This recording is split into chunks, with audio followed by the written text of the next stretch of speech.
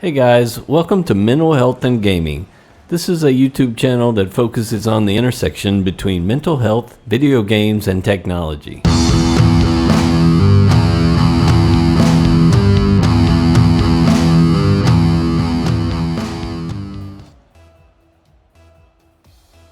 Today's topic is whether playing multiplayer games counts as socialization. One of the things that I often hear in working with gamers in my therapy practice is the idea that, hey, I'm socializing because I'm playing video games, multiplayer video games specifically. And while there may be some truth to that, there's also some other things that we have to take into consideration before we count video games and multiplayer video games as socialization. So I want to delve into that topic for the next few minutes and just kind of talk about whether or not playing video games is actually contributing to your socialization. I think the answer to this question largely depends on what your definition of socialization is. If we take a really general definition of socialization, socialization is basically just interacting with other people. I think on the general level, multiplayer gaming would certainly qualify as socialization if we define it as just interacting with other people. But I think you could also include going to the grocery store or going to the movies as socialization as well, because we're often interacting with other people in those environments. But that doesn't mean we're getting a lot of benefit from it. It just means that we're having to interact with those people in order to accomplish the daily tasks that we have set in front of us. So I think we have to take a different approach to defining socialization, and the place that I want to start is just a basic dictionary definition of socialization, which in most circumstances reads a little something like this. Socialization refers to the lifelong process of inheriting and disseminating norms, customs, values, and ideologies, providing an individual with the skills and habits necessary for participating with their own society. Socialization is thus the means by which social and cultural continuity are attained. The thing that I take away from that definition is the purpose of socialization is essentially to learn how to exist in our own society and with the other people around us. There's a long-term goal that we have with socialization, and that long-term goal is to figure things out.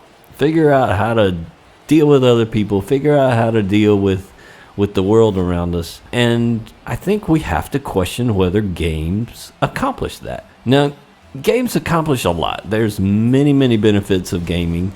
And as a gamer myself, I have no doubt that I'm accomplishing a lot of things when I'm playing games, a lot of beneficial things. Socialization may not be one of the things that I'm accomplishing at the level that many people think they are.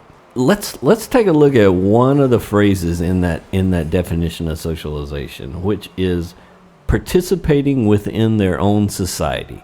So the long-term goal is participation within their own society. Now, I think one of the things that happens is when we're playing a multiplayer game, an MMO, a first-person shooter that's got a multiplayer component to it, like Call of Duty or Battlefield or Arma.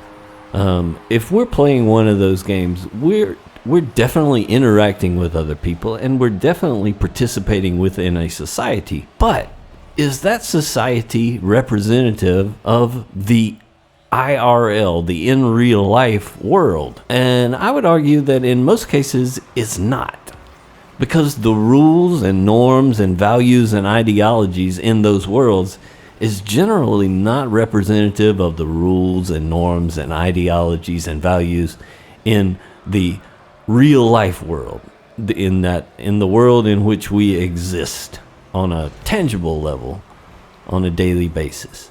The things that I can get away with in a game world are very different than the things that I could get away with without consequence in the real life world.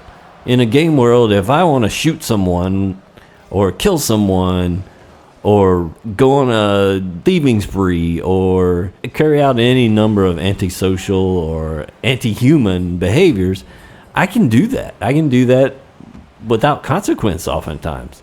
Certainly without real world consequences. Now there may be consequences in the game, and that's part of learning the rules and values of the game world. But the problem is, if I take those same rules and values that I'm learning in the game world and try and apply them in my real life, well, I'm probably going to have a hard time with that. I don't know that trying to take the things that I'm learning in a multiplayer setting are generally very applicable to the things that I'm trying to do in my real life. Now, again, I'm not saying that multiplayer gaming is bad for you.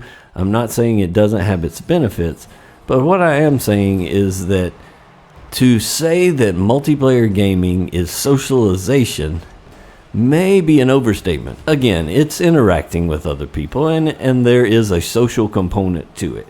But if the purpose of socialization is to learn the rules and norms of society and the world around us in order to be able to function better in that world, then we're probably not accomplishing that to the level that we think we are.